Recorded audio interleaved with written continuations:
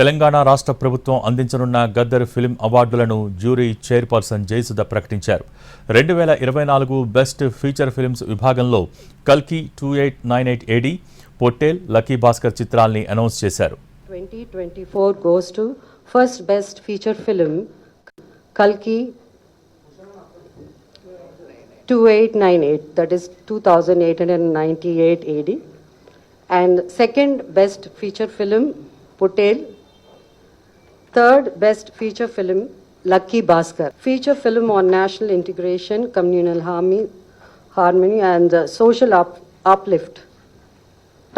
Film Committee Kurallu goes to Committee Kurallu. Best children's film 35 Chinna Kadakadu. Feature film on environment, heritage, history goes to Razakar. Best debut film director Sri Yadu Vamshi for Yedu Vamshi for Committee Kurallu. Best wholesome entertainment film Dr. M. Prabhakar Reddy Uttama Prajadarana Chitram my friends andi. For the year 2024 goes to first best feature film.